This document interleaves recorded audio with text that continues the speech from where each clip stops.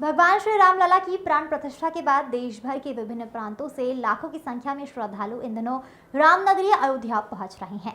ऐसे में बिहार के मिथिला से नील सेना के अध्यक्ष राजेश कुमार की अगुवाई में सैकड़ों की संख्या में श्रद्धालु माता सीता व हनुमान जी के लिए सिंदूर लेकर अयोध्या आए हैं।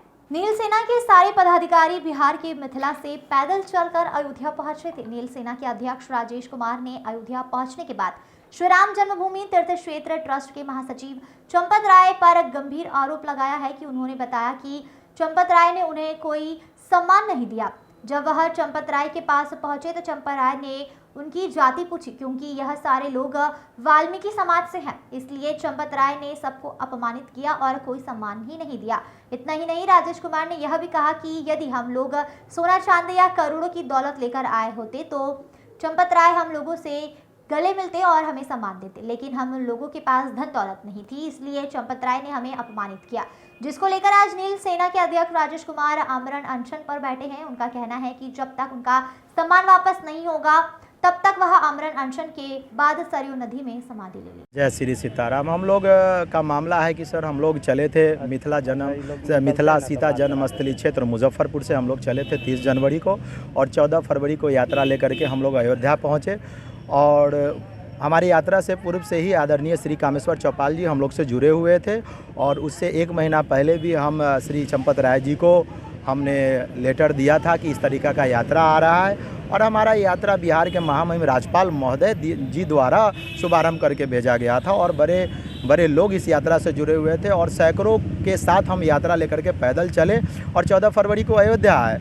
और 2 दिन पूर्व जब चंपत राय जी के पास हमारे प्रतिनिधि मंडल के लोग गए और उनको बताए कि इस तरीक़ा का यात्रा आ रहा है और आप इस यात्रा का कुछ रहने का व्यवस्था कर दीजिए, तो उन्होंने एक ही सवाल पूछा कि आप किस समाज और बिरादरी से आते हैं, और उसके बाद उन्होंने कहा कि हमारे पास कोई व्यवस्था नहीं है, आप अपना व्यवस्था स्वयं कर लीजिए।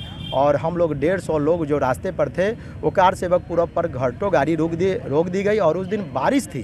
बारिश में हमारी मूर्तियाँ भीग गए, हमारे लोग भीग गए, हमारे जो महिलाएं, जो लाखों महिलाएं सिंदूर दी थी वो सिंदूर भी भीग गया। जो सिंदूर लेकर के हम यहाँ बैठे हुए थे, जो सीता भवन कनक भवन में हमको अर्पित करना था, वो सारी सिंदूर हमारी भीग गई। हम ये सिंदूर लेके बैठे हुए हैं। मान सम्मान के साथ हम चाहते हैं कि हम इस सिंदूर को माता सीता को अर्पित करेंगे, हनुमानगढ़ी में हनुमान जी को भी अर्पित करेंगे, और तब रामलला से फिर हम दर्शन करेंगे। बाकी सभी श्रद्धालु जो हमारे साथ आए थे उनको दर्शन करा दिए, और उनको मान सम्मान खोया और उनका अपमान हुआ, इसके लेकर के सभी लोग धीरे धीरे चले गए। और बहुत से खोटी खरी बात हमें कहे, हम जो अपनी बेइज्जती करके और हम यहाँ पर हैं, हम यही कहे कि हम मान सम्मान के साथ ही यहाँ से जाएंगे, और आदरणीय मुख्यमंत्री जी इस यात्रा का संज्ञान ले और इस पर आदरणीय चंपत राय जी से पूछा जाए कि वो ऐसा क्यों किए, कामेश्वर चौपाल जी ऐसा क्यों किए, क्यों हमारे साथ ऐसा हुआ। क्योंकि हमने सोना और चांदी या 10 करोड़ 5 करोड़ रुपया लेकर के नहीं आए थे, हम यहाँ सिर्फ सिंदूर लेकर के आए थे, इसीलिए हमारी नहीं हुई। या हम वाल्मीकि समाज से हैं, दलित समाज से हैं, इसलिए मेरे साथ दुर्व्यवहार किया गया कि आज तक 6 दिन में किसी ने हमसे पूछा तक भी नहीं कि आप कैसे हैं। 150 यात्री लमसम हम लोग 400 किलोमीटर पैदल चढ़ कर आए थे। पाँव में हमारे छाले हुए हैं, सैकड़ों लोगों के पाँव में छाले हैं, गोर हमारा थोड़ा फ्रैक्चर है, फिर भी हम प्रभु श्री राम के आस्था की वजह से 400 किलोमीटर पैदल चल कर आए। लेकिन यहाँ जो हमारे साथ व्यवहार हुआ है, कोई पूछने वाला नहीं। हम लोग कैसे कैसे लाइन में दर्शन किए, लाइन में लग करके कई घंटा हमको लगा, लंगड़ाते सभी लोग, कोई व्यवस्था हम लोग को नहीं दी गई।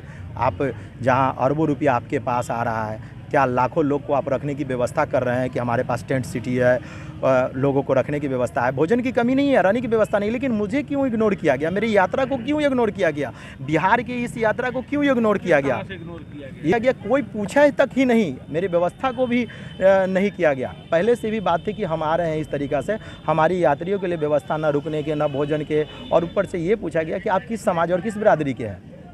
और उसके बाद कहा गया कि आदरणीय श्री चंपत राय जी और कामेश्वर चौपाल जी हमारा फ़ोन नहीं उठा रहे हैं, और उनसे भी बात नहीं हो, जो शुरू पूर्व से ही हमारी यात्रा से जुड़े हुए हैं और नील सेना के संरक्षक भी हैं वो। फिर भी हमें ये राम मंदिर के ट्रस्ट है, पूरे भारत जाने ट्रस्ट से जुड़े हुए हैं, एक दलित समाज को ट्रस्ट में रखा गया। क्यों रखा गया है आपको?